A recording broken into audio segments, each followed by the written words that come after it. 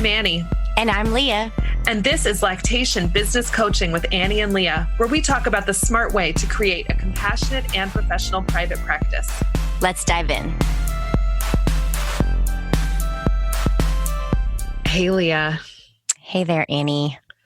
So you might be noticing that we don't sound quite as upbeat as we usually do. And that's because we are re-recording this. We had to throw out our original opening for this episode because it was all about us getting excited to see each other in person at LC and PP. I know. Neither of us got to go due to the travel restrictions with COVID-19, and we're really, really sad about that. I'm so sad. It's devastating, yeah, and on a lot of levels. So in addition to kind of managing our grief over missing out on what is always like one of our favorite weekends of the whole year, we're working our butts off trying to figure out how all of the limitations and restrictions and closures are affecting our private practice. Thankfully, though, this episode is all about policies and procedures, which is a lot of what we really need to figure out right now and try to work through how we might be changing those due to some of these circumstances. So you'll listen to the episode, which is all about us talking about policies and procedures.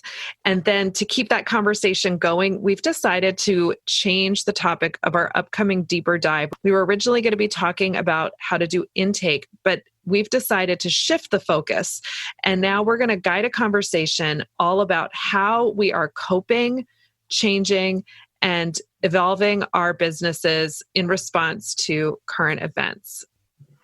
Yes. So join us with your concerns, your questions, your encouragements, as we all are working through how our businesses might be evolving and changing in this time. And given that that's quite a lot to talk about, we're actually going to extend the usual time, which is 1 hour to 2 hours. So we have plenty of time and space to talk about all these topics together. So you don't have to be there in person. If you register for the live, you will get the replay. So you'll benefit even if you can't make it at that specific time to actually contribute to the conversation in real time. You'll be able to listen and benefit from what others are sharing. So we really do make this like support group style. So me and Leah don't have all the answers, but we're going to create a place where we can have a productive conversation that really leaves you with some steps you can take to help your private practice cope with the current situation. So if you want to join us, you can go to patreon.com/Lactation Business Coaching and sign up. So Leah, before we jump into the content of our episode, which is about creating your policies and procedures, I'd love to hear your motivation for today. Yes. So on that subject of policy and procedures and just trying to be mindful about where you put your energy when you're thinking about the policy and procedures that you're coming up with, I think it's so important to maybe start at a place where you're finding your processes are kind of sticky or you're not quite sure how, or like something kind of brings a lot of stress in your life. I think that's a great place to like start and really try to find processes and procedures and policies that bring you peace of mind. I know a lot of this kind of brings me back to a lot of people have, very firm boundaries around follow-up care or around how you're going to do your intakes and these kind of things. And that's so important to respect how you need to work in this space just as much as we're respecting how the family needs to work in this space. And I think it's important to remember that these things can be helpful to you. It's not just about the family. It's about how can we all work together to bring us all the most relaxed and peaceful version of our work that we can. So that is my motivation for this work on policy and procedures, because sometimes that just sounds like not super fun.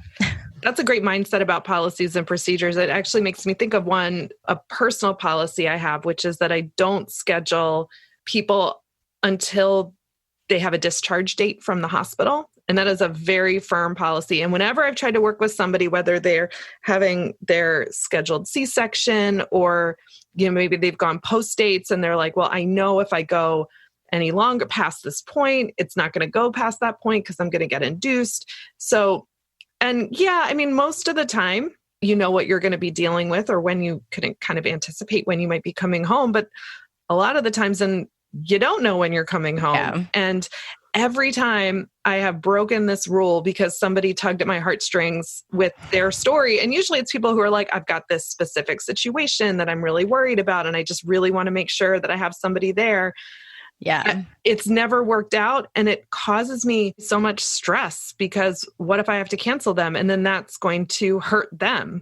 Like nobody wins in this situation because I tried to be nice. So I really like starting from a place of what's going to bring peace of mind. It brings me peace of mind not to have people on my calendar who haven't had their baby yet.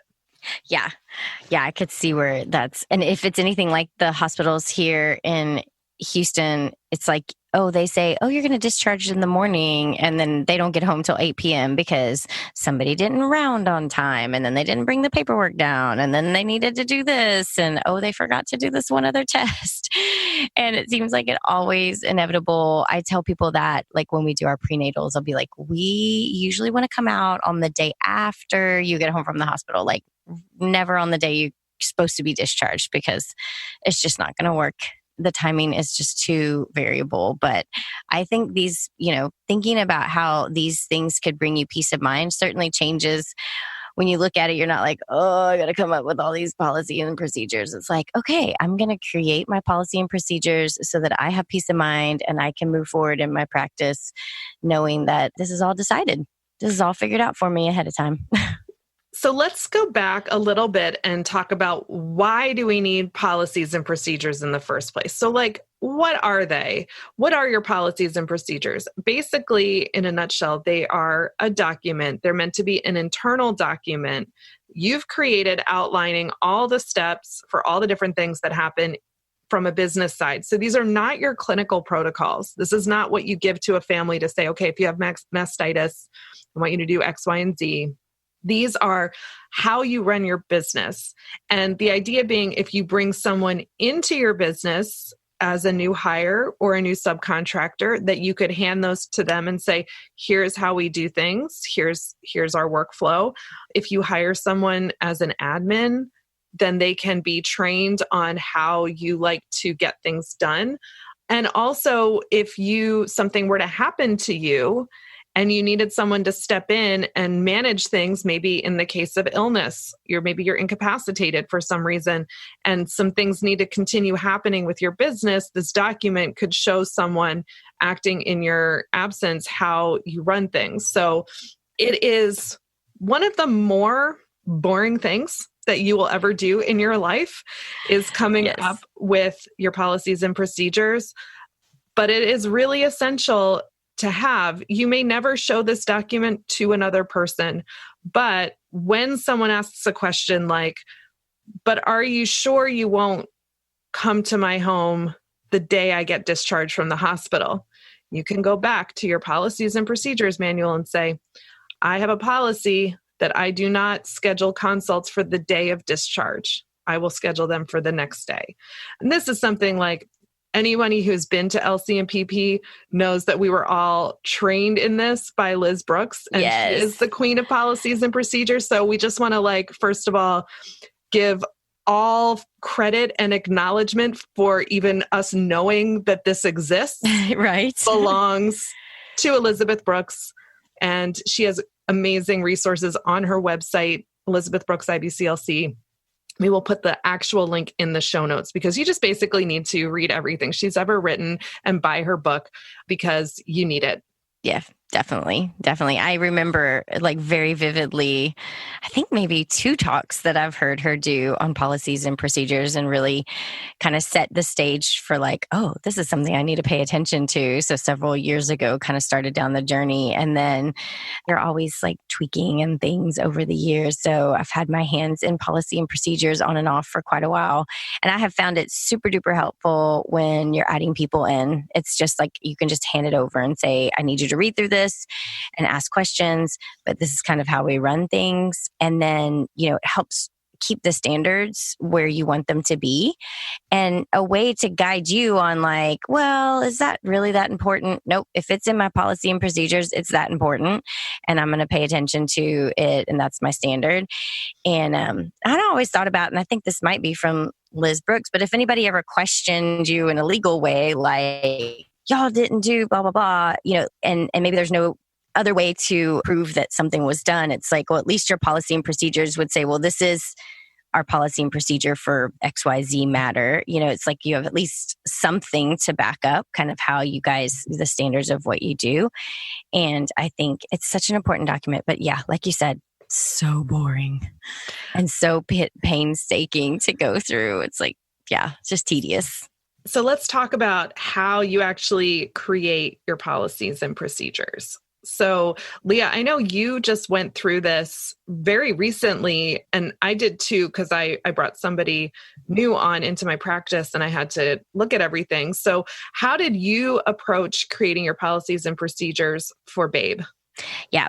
So very early on when we started and heard Liz Brooks talk, and we're like, oh, we got to do something. It was definitely more bare bones, but we would just start with, okay, somebody calls. Let's just write down what happens when somebody calls and requests a visit. And so we just wrote down the steps for that. And that was like one thing. And then we wrote down, our charting. Well, okay, we wrote down how we do our charting. Where are we charting? What's charting look like? Those kind of things. And then it was just like, we started just going through what we do on a day-to-day basis, and would just write down the steps for each thing that we did. And then that was kind of more your procedures. And then policies would kind of come out of that. Like something would happen, we'd be like, oh, we need a policy that we're not doing this, or that, our reports are going to be done in this timeline, or we're faxing in this timeline. It's just like, as we went through, we're like, let's make this our standard. So I think that's a really great place to start, is just like your daily work. Just go through your daily work and start writing it down. So yeah, that's basically what I did. I'm a very systematic thinker. And so I started by doing like a top level outline here, all the categories that I want to cover. And then inside each category, I came up with like, okay, here are the sub things in each category. And then I just went in each one. And every time I thought of something, just like you, and I mean, I'm, constantly get new things added to it. So I started by, mine were typed and, just kind of step by step. And I made lists. And then I didn't discover, I've known about it for a long time because I've used it for other reasons, but I was like, oh, I could just make a video. And so I do video procedures. So when I am talking with my admin or training the subcontractor who works with my practice, and I want to show them something new in our EHR or help explain how to do something, I record a screen capture video. So I use two different programs to do that. So one is called Loom, which is not HIPAA compliant. So that but it records my screen. So I hit play and I'm looking at my screen and I talk over my screen. And I use that. I have a test client set up in TakeQ, my charting platform, so that I can go through everything without showing any actual client data on Loom. And then sometimes we will have to show something specific for a client, like where maybe the procedure wasn't clear and they're confused about what they're seeing in a client. Then I use a different program that records to my desktop, does not store in the cloud. And then I share that with them through our HIPAA compliant communications platform, which is Spruce. So they can view it there, and I keep it in our Dropbox, which is HIPAA compliant. So that's for anything that might have client information in it. I keep that super locked down. I don't use Loom for that, but that has worked so well because I can make really bite-sized little things, and then they watch them, and then they often have additional questions for me based on that. Then I just make them another video, and it's so much faster and easier for me than typing things out as a list. Yeah. I totally agree. And I know there's lots of like workbook options is another way to go. Like if your brain doesn't really think in an outline form, there's a lot of options. Like Annie's workbook option is really helpful. And that's what when we did our latest update, we used that. And I think that's really helpful if you're not a person that thinks really systematically, to have that outline, or you're like, I don't even know where to start. I think having like a workbook type outline really helps. And I remember when Liz Brooks did her talk, she gave us like, here's some things to start where to start. And it was so helpful to have that, especially if you're really new into the business. You might not even know, what should I even be thinking of, beyond maybe just like, okay, this is how I run a consult. But even that, if you never run a consult before, you might not even know where to think about that. So I think it's helpful to have that kind of like template or outline for you to kind of get your mind jog. And I found that there was a lot of things like, oh, I hadn't even thought of that. Okay, yeah, we definitely need to write down what's going to be our policy for this and that. So it was so helpful to use a template. And I know Annie has a great one that I have used myself. Yeah, it's I really kind of try to make it so that it was like a workbook. So it's not like, okay, here's a plug and play policy, because everybody works a little differently. So it's more interactive, where it's going to actually prompt you to think about how you want to do things and lead you in the right direction. And then it is always a good idea to have your document reviewed by an attorney. Can't hurt, because there might be something that you decided is your policy that is actually against the law. And you don't know, because you don't know what you don't know. Right. So I highly recommend that. Or, even finding an attorney who can consult with you about how to create something. So reaching out for that professional help it really is an investment in against any problems arising in the future. So the more you set up that solid infrastructure and lay that foundation and know how you do things, the more prepared you're going to be when curveballs come your way. And having a legal team to advise you on that, it's super important.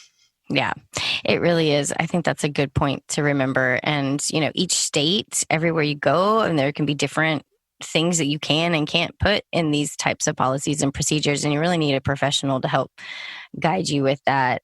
And I think you got to remember that once you get done with this tedious document, that's not the end of it, because there's probably going to be, or there's for sure going to be times that you need to be changing and updating it. And this is kind of what happened to us. Like, we just had a lot of changes. And so we had to do like a full update, but it was really good to go back through it, because we found other places that we hadn't thought of that were like, oh yeah, we've kind of changed the way we're doing that. Let's go ahead and change that policy.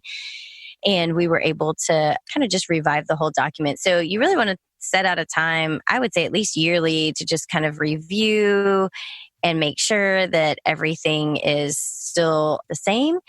And then I think also, if anything big changes, like, have there been times, or what are the biggest times, Annie, that you've gone back through and like, oh, I need to review this to make sure I'm making changes when needed? Yeah, definitely. When I started working with my new admin and when I brought Natalie in, I just needed to train them. And there are some places too where I ask them, I actually also need you to tell me, is this working? So there are the procedures and policies that are more about legal stuff, that are about payment stuff, or about client stuff. But then there's also just like, okay, like, what happens when somebody inquires for a new visit? What happens if they want a home visit, but we're not available? What neighborhoods would we go to? Like, when would I want to squeeze somebody in? And I told the admin, I was like, I actually don't want to tell you do it this way, because I might be doing it a very inefficient way. So you have, freedom. That's a conversation. Let's come up with the smoothest workflow to make all this happen, because, the more time she's spending on it, that costs me money. And that I don't want. So gotta be the most efficient possible. I love efficiency. I find efficiency very And hot. everybody works so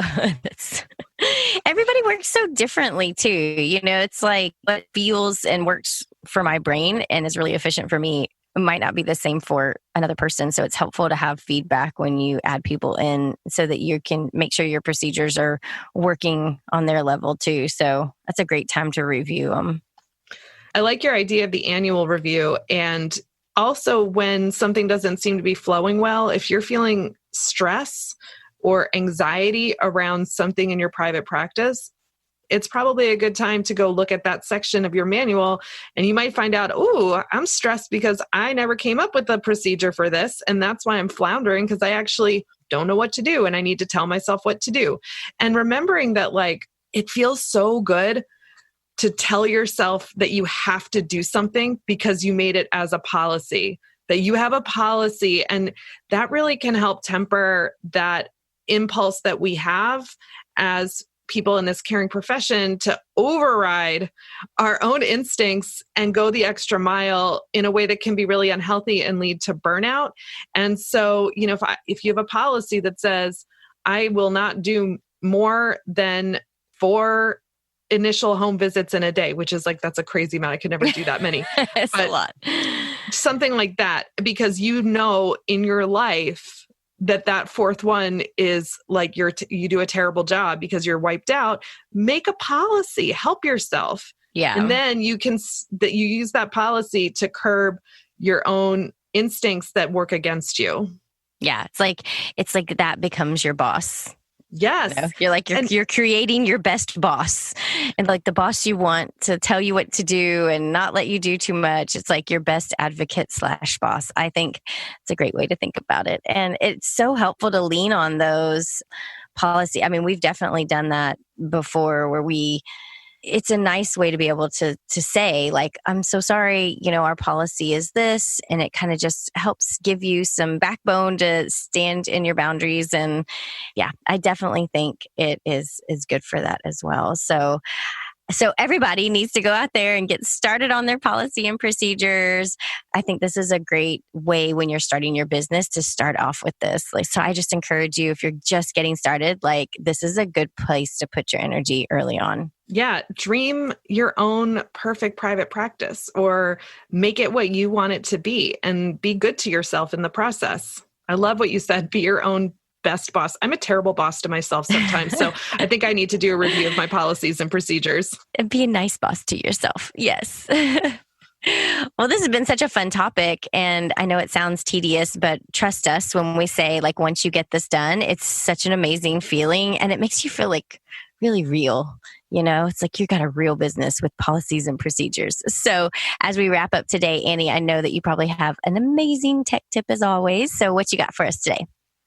So my tech tip is about your policies and procedures. So if you're building them in Microsoft Word or Google Drive Docs, those programs both have headings. Okay. So you might have seen them like a style, and you might be thinking it's just about a style. Yeah, it is. I mean, they're formatted, but they're actually also for navigation. So you can set them up as headers for the different sections, and even subheaders. So like heading 1, heading 2, heading 3, heading 4 on down. And then you can generate a table of contents that will pull those headers. And then, or you can view it and then when you export it to print, they'll be clickable. So somebody can take that PDF and click on your table of contents to jump right to that section. Makes it really easy to navigate, keeps your documents organized. Or if you want to get fancy with fonts, you can like really go crazy with the formatting and make something, super beautiful or branded. There's a lot that you can do, but I really recommend just try those headings out and see how they work for you. So that's the tech tip for today. That's an awesome one. Thank you. We really hope that you're going to join us on the deeper dives, and just remember that our Patreon community is how we fund this podcast and keep it free and keep doing it. We love being here every other week with these great conversations. We have such a long list of things we want to talk about. So we're super grateful to all of you who've made a financial contribution to keep the Lactation Business Coaching podcast running. So until next time, I will see you soon, Leah. All righty. Take care, Annie. Bye. Bye.